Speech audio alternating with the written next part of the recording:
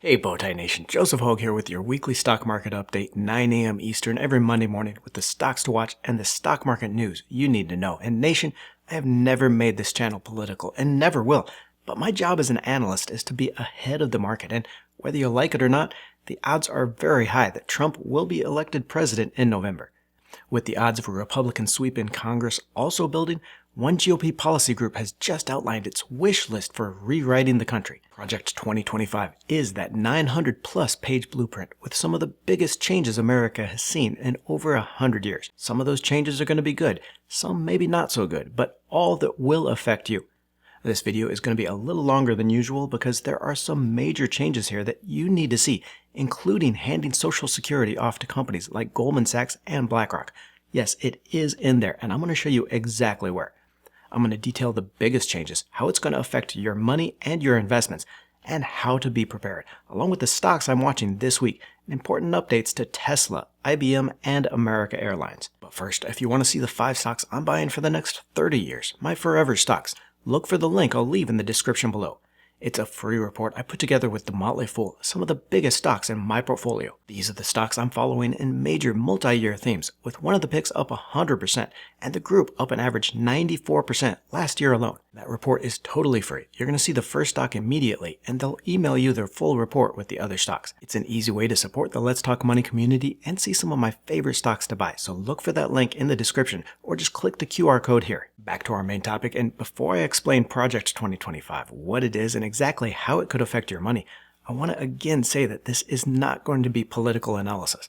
From my own perspective, there are some good changes recommended and some that I do not agree with, but that's not my role here on Let's Talk Money. Many of the changes will affect our government and our lives, but detailing that also is not a goal here on the channel. Our goal here is to help you reach the financial future you deserve, to be ready for how the laws are going to affect your money, your investments, and your savings. It's these changes and the stocks that may benefit that I want to highlight here. Project 2025 is an initiative organized by the conservative policy group the Heritage Foundation to focus on a collection of policy proposals.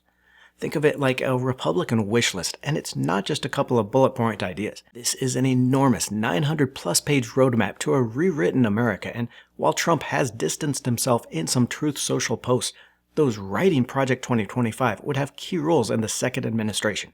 More than 140 Republicans working in his first administration, including Project 2025's leaders, Paul Dans, that was his chief of staff at the OPM, and Spencer Creighton, Trump's former special assistant, have all worked to create these policy goals, and Trump himself has credited the Heritage Foundation as a key to his future plans. This is a great group, and they're going to lay the groundwork and detail plans for exactly what our movement will do and what your movement will do when the American people give us a colossal mandate to save America, and that's coming. That's coming. And before you write this off as just wishful thinking by Republicans, the odds of a GOP sweep in Washington this November are rising. Nonpartisan news site The Hill now has a Trump win at 56%, which doesn't seem so clear-cut until you consider he is leading by very high margins in all 6 swing states. In Georgia and the southwest states of Nevada and Arizona, Trump has a double-digit lead against President Biden. That makes the northern states of Wisconsin, Pennsylvania, and Michigan must win for the president, but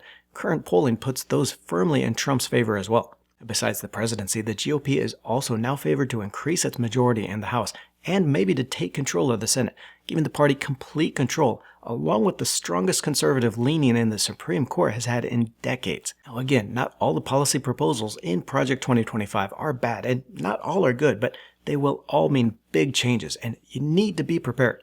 Let's detail some of the policy goals that are going to affect your money first, then I'll highlight some of the stocks to watch that could benefit from this framework. A big part of Project 2025 is spent on immigration, including implementing a mass deportation of the 12 million unauthorized immigrants in the United States, funding for a border wall construction, and repeal of USCIS rules that prohibit enforcement actions at schools, playgrounds, and churches. And how this could affect the economy and your money, understand that unauthorized immigrants make up about 8% of the workforce, and as high as 17% in agriculture, 13% in construction, and almost 10% in the hospitality industries.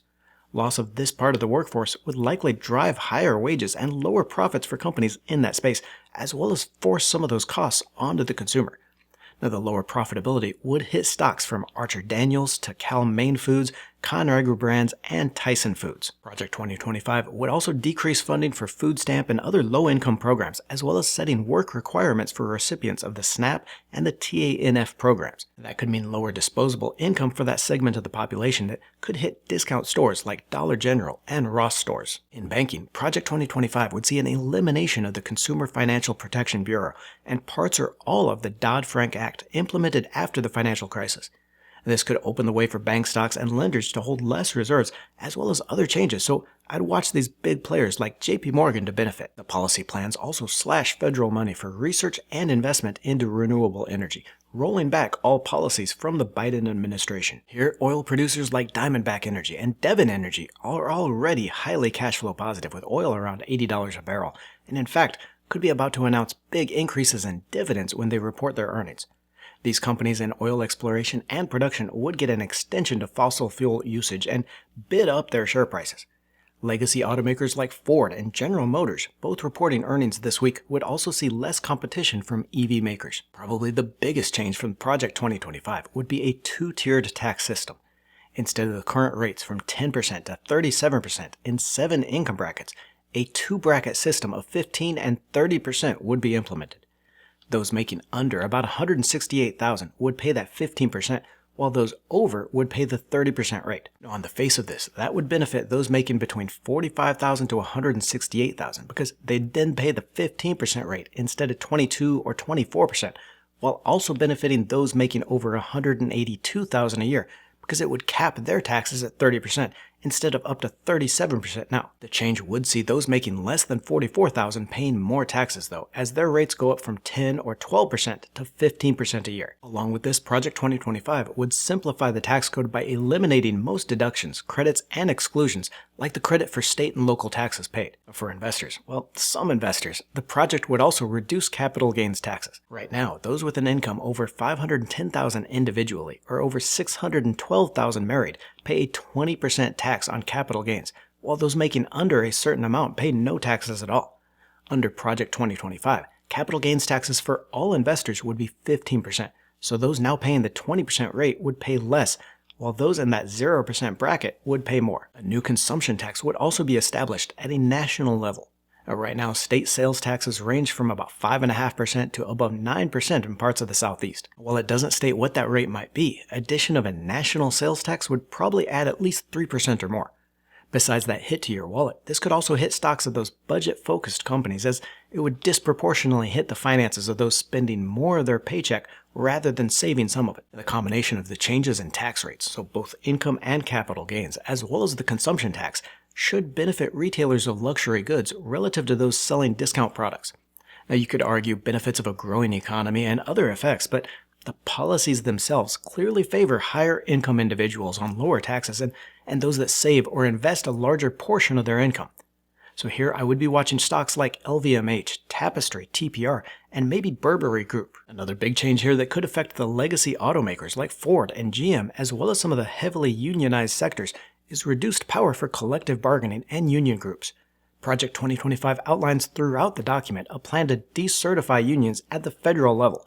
It's likely to carry over to the private sector and, combined with a strong conservative majority in the Supreme Court, could see a reversal of some of these union advantages we've seen over the last 4 years. While 2025 tiptoes around the Social Security issues, not wanting to get in front of that hot-button issue before the election, we can see some major changes if we read between the lines. The plan hits heavily on reforming federal worker retirement benefits, talking of runaway benefits and the need for cuts. The Heritage Foundation has come out publicly on its position for raising the retirement age to 70 for all workers. And most surprising of all, Project 2025 points out that the statutory language in the Social Security Act does not prohibit non-public companies from administering the program. Translation: privatize Social Security and hand it off to investment firms like Goldman Sachs or BlackRock. Project 2025 would also completely reimagine the Federal Reserve, with an entire section outlining changes to the central bank. First, the paper gives power to elected officials to compel the Fed to specify a target range for inflation. Now, I think we can assume that the elected officials means the president, so this would give considerably more power to the monetary policy to the office. The dual mandate for price stability and full employment would also be dropped, with only price stability remaining. Now, a Fed without that full employment mandate might not cut interest rates when unemployment increased if inflation was above that target, but it's kind of hard to see how this would coincide with Trump's call for lower interest rates. Lower interest rates should benefit growth stocks that we saw jump during the pandemic. Real estate and real estate stocks would also benefit as property valuations increased on those lower rates. Now, on to the stocks I'm watching this week. Tesla, ticker TSLA, is set to report earnings Tuesday, with the shares up 33% in the past month on that massive rebound, but I'm afraid here there just isn't much to get excited about over the next few months. That big robotaxi announcement scheduled for August that was responsible for a lot of that rally has been postponed to October, and even that might be a disappointment as investors realize how long it's going to take for this segment to start contributing to revenue. We're talking years to roll out and get approval for the service. While EV sales have started to pick back up over the last couple of months, sentiment is still pretty negative, and I'm not sure Musk is doing the company any favors being so vocal about his political support. The guy has a right to support candidates and publicly state his support, but in this political environment, you have to ask if it's costing Tesla sales. The company is expected to post a 9% drop in revenue and a 37% plunge in earnings for this quarter. The full year is expected to show a 6% drop in sales and a 24% decrease in profits before rebounding next year. International Business Machines, ticker IBM, is up 32% this year as the company benefits from the focus on AI stocks.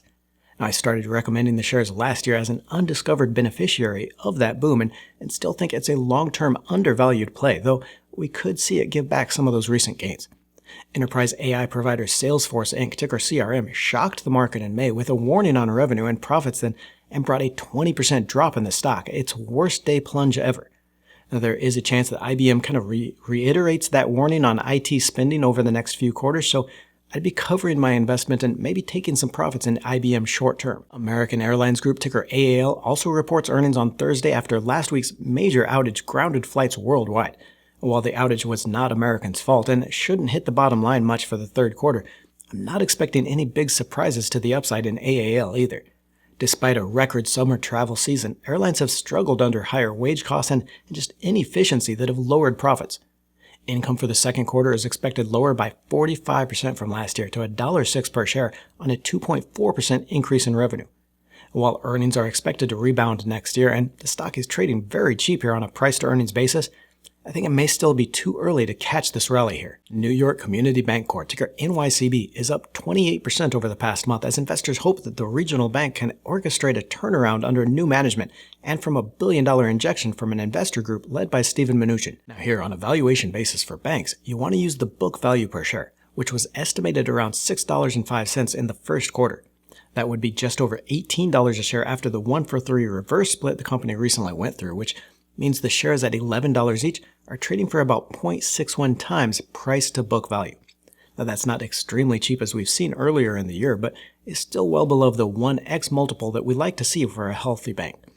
If we get any update Thursday during the earnings report on the bank's plan to right-size itself and return to profits, we could see a bump in the shares, but I'm not convinced the pain is quite over for this stock, so I'd be taking profits after a rally. Showing you the bigger picture here with the Sector Spider Sector Tracker, 5 of the 6 stock sectors did manage to close higher last week, showing that even in a harsh 2% sell-off for the week for that major index, there are still opportunities in the market. A strong rebound in energy stocks was especially interesting here, given that the price of oil did drop 2.4% on the week. The sector is very cash flow positive and still trading at a cheap valuation here. Real estate stocks may also be finally showing us a sign of a rebound with a rate cut fully expected by the September Fed meeting and others following next year. Looking out longer term here, I wanted to compare the one-year performance for stocks in each sector against analyst price targets. In the weekly FactSet Earnings Insight, the very last chart here at the bottom, we can see the S&P 500 sector-level analyst price targets versus the closing price for stocks in each sector. So this is the average price targets for each stock against their closing prices, giving us an estimate for the expected return in each sector over the next year. Currently, we see analysts expect stocks in the energy sector to rise 13% to average price targets, the best returns in the market. With a relative underperformance of only 11.8% over the past year, and the price of oil still in the $80 per barrel range, energy stocks are very attractive, and I expect we're going to see those significant dividend increases over the next month during earnings season. Stocks in the communication services sector and the healthcare sector are also expected to do well, with returns of 12.6 and 11.6 to their average targets. Now, with comm services being such a mix of telecom, internet, and media stocks, it's hard to tell which ones analysts are watching for that return, and the sector has already done extremely well with a 26% return over the last year. I do think there's some value here in shares of Walt Disney as it refreshes its studio business, and Netflix will continue to dominate streaming. Healthcare has underperformed with an 11% return over the last year, and there are some good deals here to be had. The retail pharmacy industry is in shambles, but CVS Health, ticker CVS here, is still the dominant leader in that group and will survive to a rebound eventually. Device makers like Medtronic have fallen on fears about weight loss drugs, but we're seeing very good long-term value here as well. Looking at the stock market news this week, second quarter earnings have beaten estimates, but haven't been able to keep investors from taking profits after a 16% run in the market so far this year. We'll see earnings pick up this week, but maybe later in the week before we get any real good news. That good news, though, could come in the form of another low inflation report with the monthly personal consumption expenditures, the PCE report, due Friday. This is the Fed's preferred measure of inflation and is expected to show price pressures slowed to just 2.5% from last year. That would be down slightly from the 2.6% pace we saw last month.